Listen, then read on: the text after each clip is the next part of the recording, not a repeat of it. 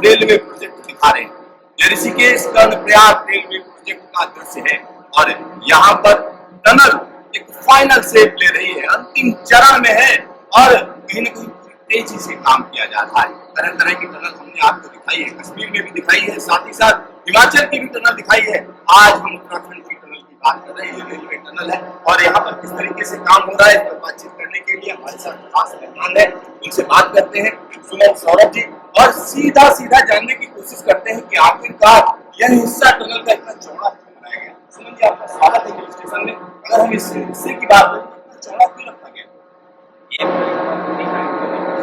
ये line tunnel है, इसको 3 ट्रैक है, 3 लाइन इसमें दिखा जाएगा और ये हमारा इतिहास में है स्टेशन वाला एरिया है। ये हमें 3 ट्रैक है कि इसकी लाइन बनाती है। इसका लेंथ जो है 8 मीटर, इसके आगे जो है 65 मीटर का लाइन टनल है। इसमें 2 ट्रैक है। इसके आगे जो है इसके आगे हमारा सिंगल लाइन ट्रैक है, सिंगल लाइन। एक्चुअली 82 वाला हमारा जो स्टेशन एरिया है उस वजह से यहाँ पे 3 लाइन है और 2 लाइन। सर, यहाँ पर एक और चीज हम जानना चाहते हैं, जैसे ये 3 लाइनें अंदर है, क्या इसको स्टेशन का हिस्सा कहा जा सकता है? हाँ, ये पूरा स्टेशन का हिस्सा है हमारा एरिया से। ये जो टनल आपको दिख रहा है 1.4 मीटर के बाहर ये पूरा का पूरा एरिया हमारा स्टेशन का एरिया। तो यहाँ पे हमारा क्या है कि इसमें 3 जो रेलवे ट्रैक रहेंगे वो 3 रहेंगे, ट्रेन वगैरह का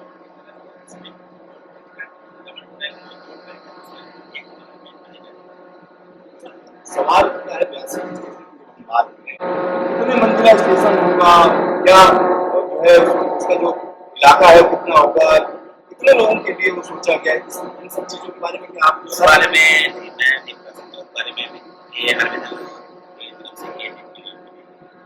यहाँ हमारे दर्शक समझ लें कि ये काम एलएनटी का इधर का काम है, सुरंग का काम है, स्टेशन का काम किसी और के पास है। चलिए अब हम आगे की बात करते हैं। ये जो पाइप जा रहा है ये किस चीज के लिए जा रहा है? ये बेसिकली हम जो है अंदर सुरंग में जो अभी जो अप्रोक्स काम कर रहा है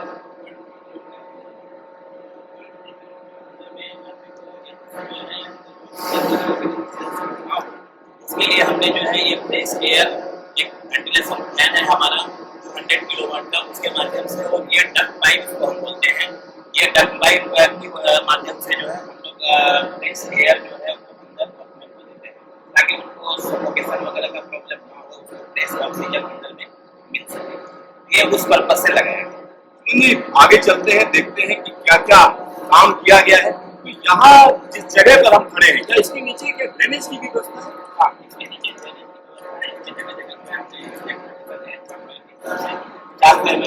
पाइप है, वो पाइप हमारा ये बिछाया हुआ है और जगह जगह पे जो है एक रेगुलर इंटरवल पे हमारा पिट है, वो पिट जो है वो साइड वाले वाटर जो है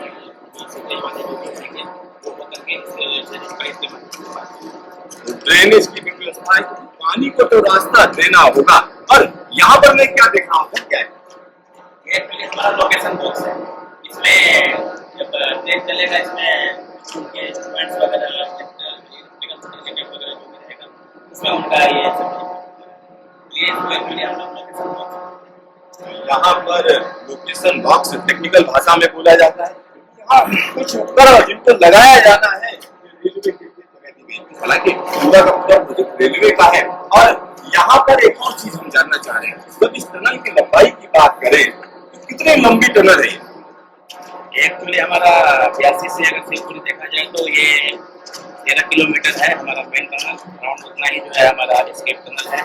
और ये एरिया से जो 82 का पैच है ये हमारा अराउंड 4.3 किलोमीटर 4.3 किलोमीटर का पैच है हमारा। इसमें 82 से हमने जो है डिवाइड करके जो है वो अराउंड 2.3 किलोमीटर। एक और सवाल उठता है, जब हिमालय की बात होती है लोग कहते हैं यंग माउंटेन्स हैं, बहुत से लोग कहते हैं कि इसमें इस तरीके से आप ड्रिलिंग कर रहे हो, टनल्स बना रहे हो तो सेफ्टी को लेकर इसको उठाते हैं, कुछ परेशानी आएगी। तो ये जो टनल्स बनाई जा रही हैं भूकंप के लिहाज से कितनी मजबूत है, मौसम के लिहाज से कितनी मजबूत है?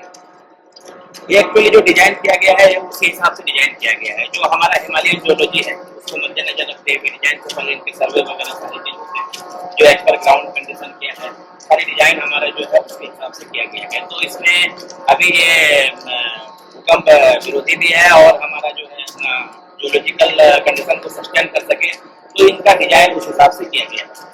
तो प्रत्येक रॉक क्लास डिफाइन होता है, वो हमारे जो जियोलॉजिस्ट रहते हैं, जो रॉक के एक्सपर्ट होते हैं, तो वो हम लोगों को सजेशन देते हैं कि ये रॉक क्लास कौन सा डिफाइंड होगा, उसके हिसाब से क्या रिक्वायर्ड सपोर्ट है, तो उस सपोर्ट के हिसाब से हम लोग काम करते हैं, फिर आगे बढ़ते हैं।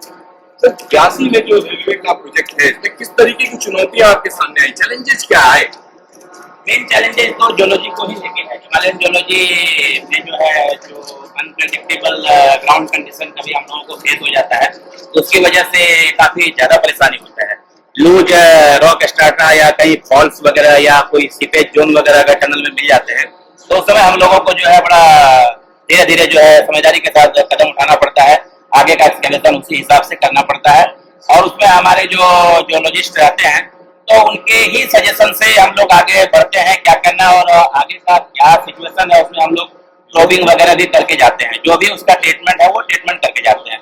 सपोज कहीं अगर कैविटी वगैरह इनकंडक्ट हो गया तो कैविटी का ट्रीटमेंट वगैरह करते हैं। कहीं ऐसा लगता है कि चलो ये आगे सीपेज काफी ज्यादा है, तो कुछ हम लोग प्री ग्राउंड वगैरह जो है वो सब भी इस्तेमाल करते हैं।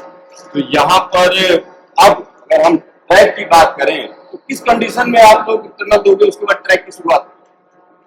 ऑलमोस्ट अभी हम जो है, ये हमारा लाइनिंग है, लाइनिंग हमें सेकेंडरी सपोर्ट सिस्टम जिसको हम लोग लाइनिंग बोलते हैं, वो लाइनिंग अभी हम रखते हुए जा रहे हैं। हमारा लाइनिंग और माइनिंग जो है वो साथ साथ ही चल रहा है। तो ऑलमोस्ट 2.3 किलोमीटर के अराउंड हमारा जो है अराउंड 2 किलोमीटर के आसपास जो है हमारा लाइनिंग हो गया है। यहाँ पर कहीं ना कहीं लाइनिंग भी साथ ही साथ चल रही है, एक्सकेवेशन भी चल रहा है, और एक्सकेवेशन को जल्द से जल्द पूरा किया जाना है, कहीं ना कहीं टारगेट की तरफ पहुंच रहे हैं। अच्छा सर, एक और चीज मैं यहाँ पर जानना चाहता हूँ, जब ये पूरी टनल आप फिनिश कर दोगे, काम अपना कर दोगे, तो क्या बीएलटी बिछाने का काम आपका ही है या किसी और का है? नहीं सर, बीएलटी बिछाने का काम किसी और कंपनी का, कौन वगैरह या कोई और कंपनी है जिसको दिया गया होगा। आपका ढेर सारा धन्यवाद न्यूज स्टेशन से बातचीत के लिए। यहाँ पर आप समझिए, इस टनल के अंदर हम मौजूद हैं, आपको हम दिखा रहे हैं इस तरीके का काम किया गया है। पिछली बार जब मैं आपको यहाँ पर लाया था, तो इस जगह पर इतनी जगह नजर नहीं आ रही थी, बीच में एक मोटी सी दीवार, चट्टानें नजर आ रही थी, और दोनों तरफ गड्ढे थे और काम किया जा रहा था। और हालांकि इसको टेक्निकल भाषा की बात करें तो हेडिंग बेंचिंग कहा जाता था, और तमाम ऐसी चीजें हैं जिनके बारे में हमने आपको दिखाया। लेकिन आज जो चीज हम आपको दिखा रहे हैं, ये कहीं ना कहीं अब दिखा रहा है कि ट्रेन जल्द ही पहुंचने वाली है।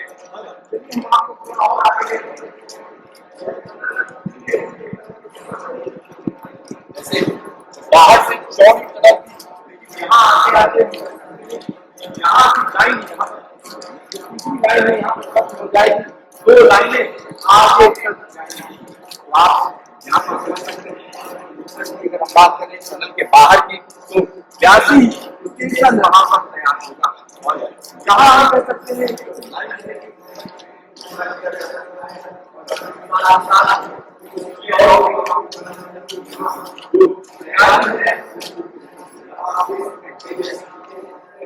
सीधा तार डालने की या टेलीकॉम सिग्नलिंग का काम करने की यहाँ पर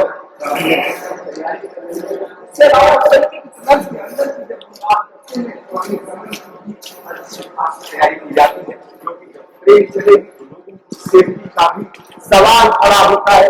और साथ ही साथ यहाँ पर जो मेन लाइन की अगर हम बात करें, मेन लाइन कहाँ से होकर जाएगी, यह मुख्य टनल। देखिए, मेन लाइन के लिए जो टनल है, यह हम आपको यहाँ पर दिखा रहे हैं, और जो मुख्य टनल है पास में ही जो इसके टनल है उससे सीधा कनेक्शन है, हर जगह पर कनेक्शन होगा, और कभी कोई दिक्कत हो तो तुरंत जो है यहाँ पर मदद पहुंच सके, उसकी पूरी तैयारी रहेगी। ये देखिए, अब हम उस जगह पर आ चुके हैं जहां पर यह चौड़ाई, और देखिए यह लाइन यहाँ पर खत्म हो जाएगी और यह मुख्य लाइन यहाँ से जाएगी। मुख्य लाइन यहाँ पर आप देख सकते हैं, और आगे की बात करें, देखिए किस तरीके से टनल मूर्ति चली जा रही है। साथ ही साथ पूरी की पूरी टनल में तमाम और भी चीजें होंगी, चाहे वो टेलीकॉम हो, सिग्नलिंग हो, या हम कह सकते हैं कि पानी का प्रवाह लगातार बना रहे, इसकी भी तैयारी पूरी की जाती है।